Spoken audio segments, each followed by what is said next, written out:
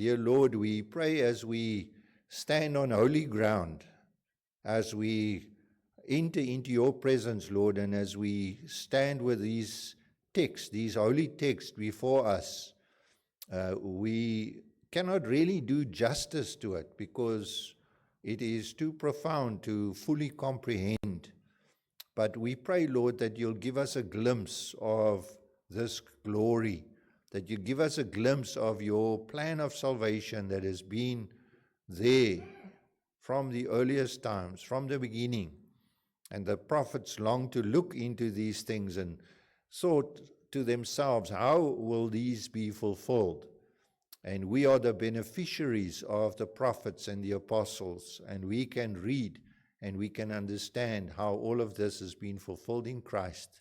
And we thank you for this tremendous privilege and blessing. And we pray that we will be good stewards of these precious truths entrusted to us for our future generations. And we ask this in the name of our Lord and Savior, Jesus Christ. Amen. So on Friday, we looked at the first part of the servant song, the fourth servant song, and we said was a message that was brought to a city called Zion. And Zion is not a city where a particular tribe or nation lives. It's the holy city. It's the city of the people of God. And we read in Isaiah 52 verse 7, how beautiful on the mountains are the feet of those who bring good news, who bring gospel, who proclaim peace, who bring good tidings and proclaim salvation to Zion, and says, your God reigns. And the good news, some of you may remember, some of you may not have been here. The good news was that God, the Lord, would once again lay bare his holy arm. We said his arm is his power, his strength, his saving power. And he would lay it bare in the sight of all nations. And we said, how? And the answer is given through someone called the servant of Yahweh. And he would be raised up and exalted, and the whole world will see him. And they will look at him, and there will be two reactions. The first reaction would be of those who would be appalled, because what they would see lifted up before them would be something that they couldn't comprehend. It would be a face that was so broken and so marred that it didn't look like a human at all. A body that was so mangled that they couldn't recognize the humanity of it. And they would shake their heads and say, this can't be the Lord's holy arm. This can't be the Lord's servant. This can't be his way of salvation, his good news. But then we also read that there were another group that would stand and look at the same scene, and they would be sprinkled by the blood of the servant. He would sprinkle them by his blood. And we said that's an image from the book of Exodus, when Moses took the blood of the old covenant and sprinkled it on the nation and declared them holy. And so this is where we were at on Friday. Now, many today, even in so-called Christian circles, say that our understanding that what we read here speaks about the Lord Jesus Christ is mistaken. That this was not fulfilled through Jesus, but the Jews say, well, it was Israel or Hezekiah. They feel that this whole idea of someone being sacrificed in our place, penal substitution, is really abhorrent. It's like divine child sacrifice. And also that the death of one person cannot set another person free from sin and turn God's wrath away, if God exists and if there is such a thing as sin and God's wrath. Others say, well, when Christ died on the cross, if he indeed died on the cross, it was either a mistake, or it was a moral example, or it was just somebody who loved human beings so much that he had this this love for people, and he didn't really know what he was doing and offered himself. And then last but not least, the accusation is made that Jesus did not rise from the dead. There is no bodily resurrection. When we die, that's it. And if he rose in any way at all, it would be in the heart of the believer. It's something we believe by faith. So that's just the background. But what is the servant's identity according to the New Testament writers? Because they knew him. They knew Jesus. They knew the scriptures. And it's interesting that they all connect, all Matthew, Mark, Luke, and John, all of them connect Jesus with the servant of Isaiah. If we just look at the fourth servant song, it's quoted 8 times directly by the 4 gospel writers. And then there are many allusions. In other words, not direct quotes, but when you hear the words, it conjures up this passage in our minds. We remember this passage in Isaiah. For example, Paul says to the Romans, those who were not told about him will see, and those who have not heard will understand. And that comes directly from Isaiah 52, verse 15. Peter says, he committed no sin, and no deceit was found in his mouth. Isaiah 53, verse 9, he bore our sins in his body on the tree, so that we might die to sin and live for righteousness. By his wounds we are healed. You were like sheep going astray, but now you have returned to the shepherd and overseer of your souls. That's verse 5 and 6. The writer to the Hebrews says, Jesus is the mediator of a new covenant and a sprinkled blood, which is another allusion to this passage where he will sprinkle many nations. And this sprinkled blood speaks a better word than the blood of Abel. And then, of course, Jesus himself connects himself with this passage, and he speaks clearly about this. And the most clear passage of all, perhaps, is Mark 10:45, where he says, the Son of Man did not come to be served. In other words, he's the servant, and to give his life as a ransom for many. That is the fourth servant song right there. And he continues, and he says in John 8, verse 28, he says, when you lift up the Son of Man, you will know that I am he. And that statement, I am he, is only a statement used by Yahweh himself. When I am lifted up from the earth, I will draw all men to myself. So those are just how the New Testament writers and the Lord Jesus connect to this passage. But now the question is, what do we make with his death, with his sacrifice, with his substitutionary sacrifice? That he says that Isaiah says he was pierced for our sins. Our iniquities were laid on him. And by his work we are justified. So let's have a look at that. The first thing we look at is penal substitution. Penal means like a penitentiary, prison. We don't call it prisons anymore. We call it correctional services. But this is the old school. Penal means judgment. So he is judged as a substitute in our place. Notice verse 7. It says, he was oppressed and afflicted.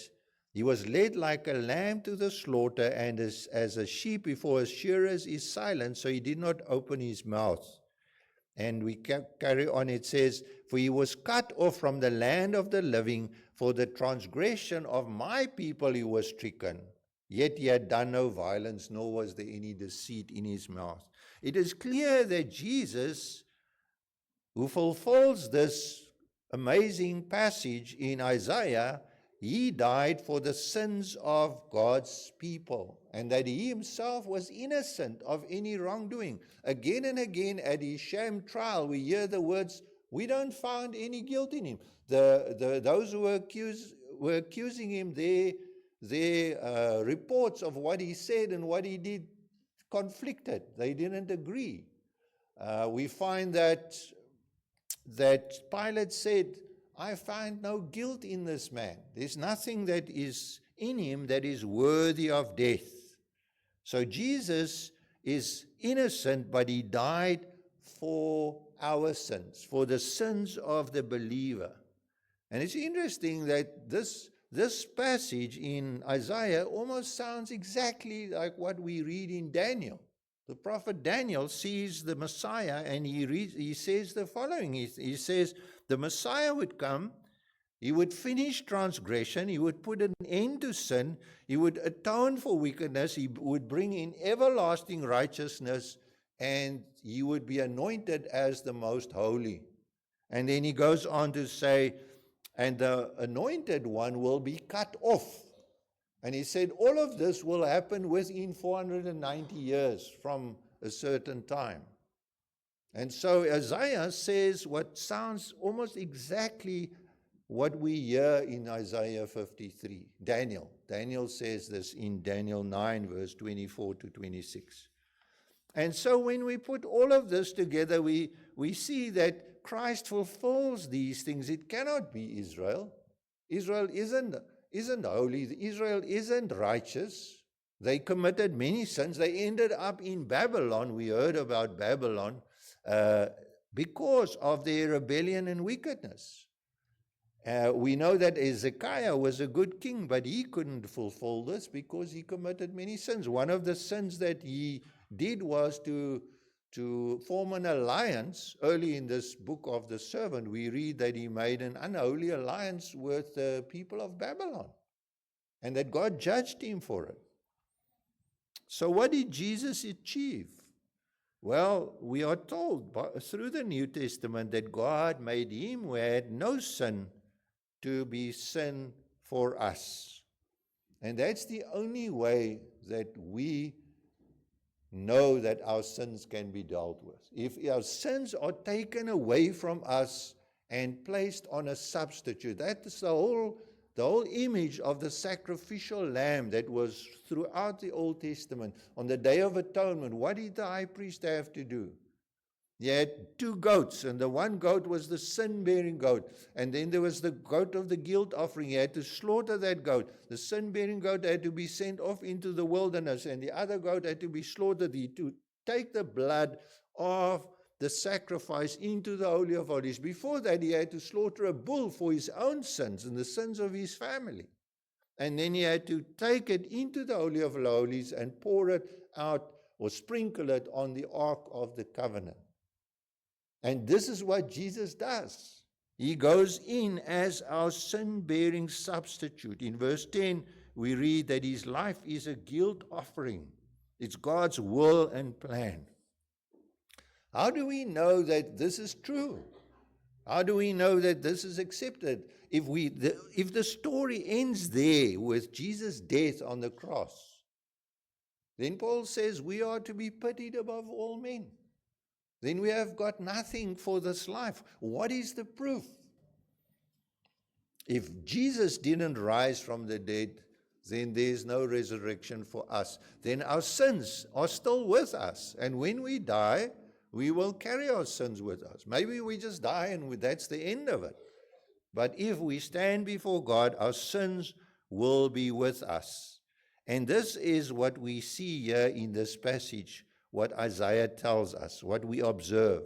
It says in verse 10, "Ye will see his offspring." He died, but he will see his offspring. And the will of the Lord will prosper in his hand. In verse 11 it says, "After the suffering of his soul, he will see the light of life and be satisfied." It's interesting that not only the New Testament writers speak of the resurrection of Jesus and confess to the resurrection of Jesus and go to their own martyrs' deaths because of this belief of theirs that they saw the risen Jesus and lived with the risen Jesus for a period of 40 days and were willing to die for it. We also read that a number of non-Christian writers in the ancient world speak of his resurrection. There are many. Josephus is most probably the most well-known one, but there are others. He will see his offspring. What are his offspring? his spiritual children, those who believe in him. Jesus predicted his death and resurrection many times. If you read the New Testament, you can read it again and again. In Matthew 12, verse 14, he says, as Jonah was 3 days and 3 nights in the belly of a huge fish, so the Son of Man will be 3 days and 3 nights in the heart of the earth. And then we read about the Emmaus travelers, Cleopas and his wife Mary, as they were walking along the road. Jesus came up to them, and they didn't recognize him. They were tearful. They were upset because their hope had died. Their hope had died on a cross outside Jerusalem. And as Jesus was speaking to them, they said, we had hoped that he was the one that was going to redeem Israel. And what is more, it's the 3rd day since all this took place. And what was Jesus' answer to them?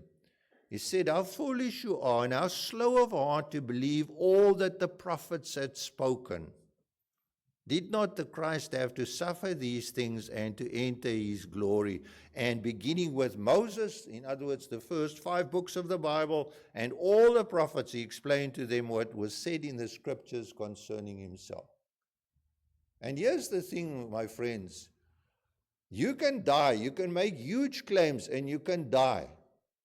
You can tell tall stories about things that you are able to do, and it doesn't work out. But one thing you cannot do, you cannot rise from the dead, and you cannot go in the past and change the scriptures. Somebody who has written things 700 years or 1,000 years or 2,000 years before, and it's written in the scriptures, and it describes how you're going to live, who you're going to be, what you're going to do, how you're going to die, and how you will rise from the dead again. That you cannot do. You cannot change the prophets. They were written. You can say, well, the New Testament writers wrote things they wanted to write, despite the fact that it cost them their deaths, but you can't go in the past and change things. And so when Jesus, that same day, later that night, he entered into the upper room with his disciples, he said the same thing to them, that Christ will suffer and rise from the dead on the 3rd day, and repentance and forgiveness will be preached in his name to all nations. And he said, everything must be fulfilled, written about me in the law of Moses, the prophets, and the Psalms. So what do we know? If Jesus is our penal substitution, he did rise from the dead. What is the 3rd thing that we learn from this passage? And that is the servant's particular justification. What do I mean by particular justification? It's not a justification that is universal. It's not a blanket justification. If it's a blanket justification, then all people's sin are dealt with and all people are saved, whether they believe or not, whether they reject Christ or not. Because Christ paid for their sins, and God, if he's a just and a holy and righteous God, he can't punish the same sin twice. So if you're an unbeliever, you don't believe in Christ, you reject Christ, your sins have been paid for, then God cannot punish you. And Jesus' righteousness stands in your stead. But no, that's not what the Bible teaches. It teaches a particular justification. It says in verse 11, by knowledge of my servant, my righteous servant will justify many. He will justify many, and he will bear their iniquities. At the end of verse 12, it says, he bore the sin of many by knowledge of Christ. In other words, not just knowing about Christ, but knowing and trusting in what he has done. He will be their sin-bearing substitute. What does justification mean? Well, justification doesn't mean just that your sins are taken away, because then you would just be neutral. And if my sins are dealt with today, before the day is out, I would have accumulated a whole new series of sins because I do a lot of sin every day. So that's not the answer. Justification means that your sins are taken away, and instead of being neutral at the end, you receive something which is added to your account that is foreign to you, that is credited to your account. And that is called righteousness.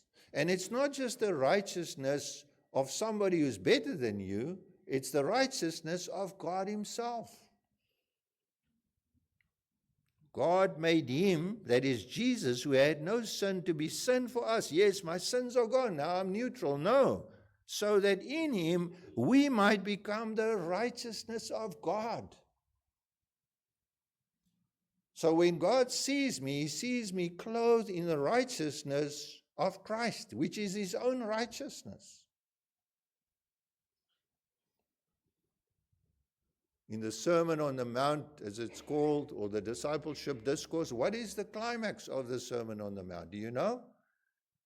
Matthew 6:33. Seek first the kingdom of God and God's righteousness. And Jesus says, be perfect as your Father in heaven is perfect. That's the standard. It's not whether you are 70% perfect or 70% righteous, or you are 5% more righteous than your wicked neighbor next door. No, it says be perfect as your Father in heaven is perfect. We read in verse 12, He bore the sin of many and He made intercession. What is that word intercession? We hear about blood being sprinkled. We hear about intercession. What is that? That conjures up in our mind again that picture of the high priest going into the Holy of Holies. He intercedes for the nation. He intercedes for the people with the blood of the bull and the goat. But Jesus goes there with His own blood. Jesus loves us if we are His bride. In Ephesians 5:25, Paul says, husbands, love your wives just as Christ loved the world and gave Himself up for the world. No, that's not what it says. It says, husband loves your wives as Christ loved the church and gave Himself up for the church, for her, for the ecclesia. Many does not mean all. Many means the legal citizens, those who have the passport to be able to enter Zion. Some will be sprinkled by the blood of Jesus, and there will be those for whom the knowledge of Jesus will justify. They will see what they have not been told. They will understand what they've not heard. And through the knowledge of the servant, they will be justified. And it says that he will see his reward. In verse 12 it says, I will give him a portion among the great, and he will divide the spoils with the strong. What are those words? Those are the words of somebody who went into battle to fight an enemy and have conquered. And now they have a legal right to the spoils of the battle. The gold and the clothes and the cattle or whatever you think is worthwhile taking in battle. And it says here that the suffering servant, he will see the light of day, he will justify many, and he will intercede for them, and he will be given a spoil, a portion among the great, and divide spoils with the strong. This reminds us, these words reminds us so much of Psalm 22, another amazing passage speaking about the crucifixion of Christ. You can just go and read it, Psalm 22, and if you read it and say, what does it speak of? If you read it with an open mind. Notice what Psalm 22 says in verse 24. He has not despised, that is the Lord, or disdain the suffering of the afflicted one, the suffering servant. He has not hidden his face from him, but has listened to his cry for help. The poor, that is us, we will eat and be satisfied. They who seek the Lord will praise Jesus. May your hearts live forever. All the ends of the earth will remember and turn to the Lord, and the families of the nations will bow down before Jesus. For dominion belongs to the Lord, and he rules over the nations. All the rich of the earth will feast and worship. All who go down to the dust will kneel before Jesus. Those who cannot keep themselves alive, posterity will serve Jesus. Future generations will be told about Jesus. They will proclaim his righteousness to a people yet unborn, for Jesus has done it. I have just changed the pronouns. We know we can't change pronouns nowadays. So I've changed the pronouns and I've put Jesus in there so you can hear what it's all about. My friend, I want to ask you this morning. This is just a lot of words. And if it's a lot of words and you go home and you said, that was amazing, or I wonder what's for lunch, then it defeats the whole purpose. The point you need to ask yourself, the whole point of this exercise is to drive you to the word so that you would read. Say, is this stuff that he's saying all true? Let me go and read it. How can Isaiah write this 740 years? How do we know he wrote 740 years before Christ? Well, it tells us in verse 1. How do we know? It says, the vision concerning Judah and Jerusalem that Isaiah saw during the reign of Uzziah, Jotham, Ahaz, and Hezekiah. And those kings ruled from 740 to 700. That's how we know when it was written. Those were the times those kings ruled. So he saw these visions over a period of 40 years.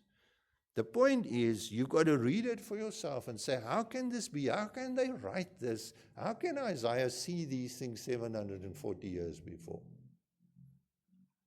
So when you read this passage like Isaiah 53, and you read it for a Jew, to a Jew, and you don't tell them where it comes from, they say, this is the New Testament. We don't believe in that. You say, no, this comes from Isaiah. My friend, do you share this hope? The hope shared by prophets like Isaiah and Daniel and the Psalms and the New Testament writers, that Jesus is the suffering servant of the Lord, that Jesus died as a penal substitution or our sacrificial lamb for the sins of Zion, for those whom he has ransomed, and that the proof and the hope of his work is the resurrection. And fourth, that you trust in his death and resurrection for your justification. Meaning that your sins are dealt with and you've received the righteousness of Christ. That is the only reason for this message.